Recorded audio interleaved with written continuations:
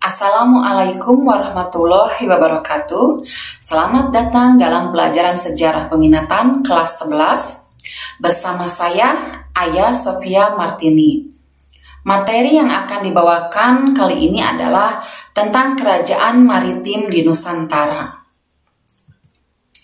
Berikut adalah silabus pelajaran sejarah peminatan kelas 11 selama 1 tahun ajaran ini. Tentu saja sudah disesuaikan mengingat kondisi saat seperti ini. Apa manfaat mengetahui tentang kerajaan maritim di Nusantara? Yang pertama, kita bersyukur sebagai bagian dari bangsa yang besar. Yang kedua, kita bisa memiliki pengetahuan tentang kerajaan maritim Indonesia dalam sistem pemerintahan, sosial, ekonomi, dan kebudayaan yang berpengaruh dalam kehidupan masyarakat Indonesia pada masa kini. Coba kita perhatikan gambar peta berikut ini. Ini merupakan peta persebaran suku bangsa di Indonesia.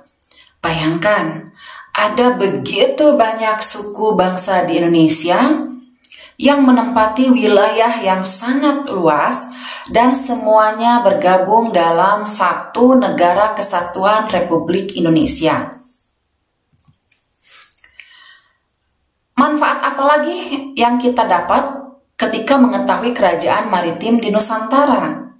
Yaitu kita bisa memahami, mengeksplorasi, mengidentifikasi, dan menganalisis mengenai kerajaan-kerajaan maritim Indonesia yang pengaruhnya masih kita rasakan sampai saat ini.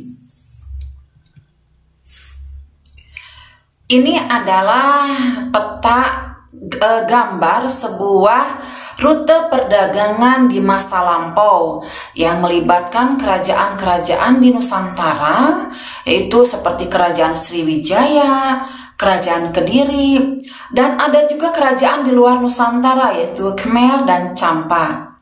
Artinya, kerajaan-kerajaan di Nusantara sudah mendapatkan kontak dan interaksi dengan bangsa di luar Nusantara, atau mungkin bisa kita sebut ada hubungan internasional di masa lampau.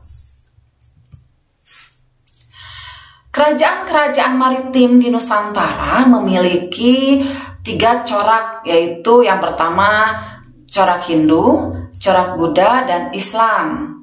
Nah, kerajaan-kerajaan maritim Hindu dan Buddha yaitu sebagai berikut. Ada kerajaan Kutai yang berdiri di abad ke-5 sebelum Masehi di dekat Sungai Mahakam, Kalimantan Timur. Ada Tarumanegara di Jawa Barat, ada Mataram kuno di Jawa Tengah, ada kerajaan Sriwijaya di Sumatera Selatan yang konon merupakan kerajaan maritim Buddha terbesar. Dan kemudian ada kerajaan Singosari dan kerajaan Majapahit. Ini konon merupakan sebuah gambaran kerajaan Kutai di masa lampau. Kita bisa melihat betapa indahnya dengan ciri khas corak kemaritiman. Berikut ini adalah bukti adanya kegiatan maritim di Nusantara yang bisa kita dapatkan dari sebuah relief di candi. Kerajaan maritim di Nusantara yang memiliki corak Islam yaitu yang pertama Samudra Pasai, kemudian Aceh Darussalam, kemudian Demak, Banten, Ternate, Gorontalo. Silahkan kalian cari mengenai kerajaan-kerajaan maritim di Nusantara, baik itu bercorak Hindu, Buddha, dan Islam, untuk kemudian kita akan diskusikan dalam pertemuan berikutnya. Ini konon merupakan gambaran kerajaan di Ternate Tidore, yaitu yang sekarang menjadi wilayah Ambon.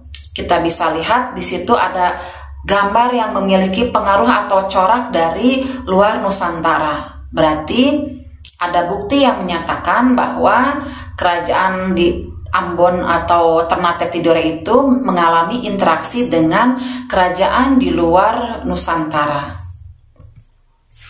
Simpulan, sistem pemerintahan, sosial, ekonomi, dan kebudayaan di Negara Kesatuan Republik Indonesia mendapatkan pengaruh dari kerajaan-kerajaan maritim yang pernah berjaya dalam interaksi internasional di masa lampau.